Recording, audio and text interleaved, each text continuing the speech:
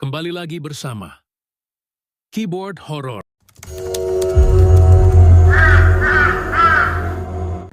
Kali ini kita akan cerita horor lagi.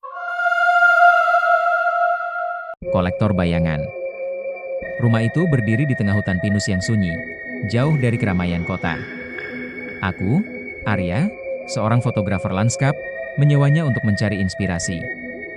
Pemiliknya, seorang wanita tua dengan mata yang terlalu dalam, hanya berpesan, jangan pernah membuka pintu di ujung koridor lantai 2. Apapun yang terjadi. Awalnya, aku mengabaikannya. Rumah itu damai, dengan jendela-jendela besar yang menghadap ke hutan.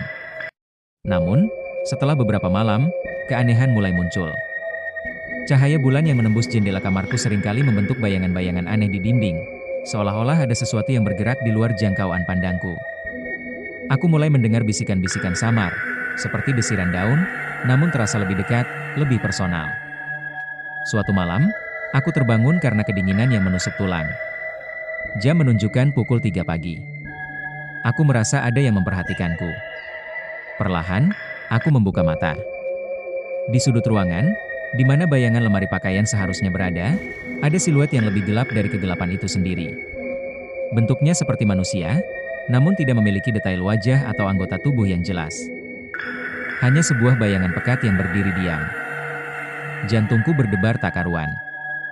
Aku mencoba berteriak, tapi suaraku tercekat. Bayangan itu tidak bergerak, hanya berdiri di sana, mengawasiku. Aku memejamkan mata erat-erat, berharap itu hanya mimpi buruk. Ketika aku membukanya lagi, bayangan itu sudah tidak ada. Namun, hawa dingin dan perasaan diawasi tidak pernah hilang. Keesokan harinya, aku mulai mencari tahu tentang rumah ini. Di perpustakaan kota kecil terdekat, aku menemukan artikel-artikel lama tentang kolektor bayangan. Konon, rumah itu dulunya milik seorang seniman gila yang terobsesi dengan bayangan. Dia percaya bahwa bayangan adalah esensi jiwa, dan dia mengumpulkannya dari orang-orang yang meninggal di rumah itu. Malam berikutnya, aku tidak bisa tidur. Bisikan-bisikan semakin jelas, memanggil namaku, Arya. Arya.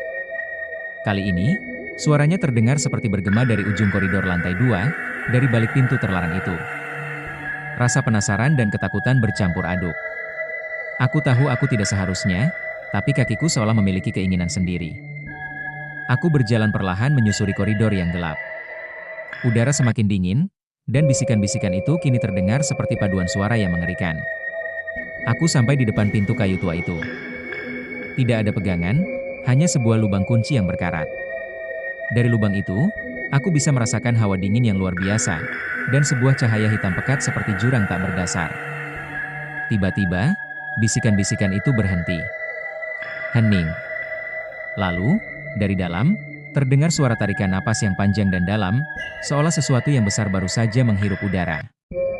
Dan kemudian, sebuah suara, dalam dan bergetar, berbicara langsung ke telingaku, seolah berada tepat di belakangku.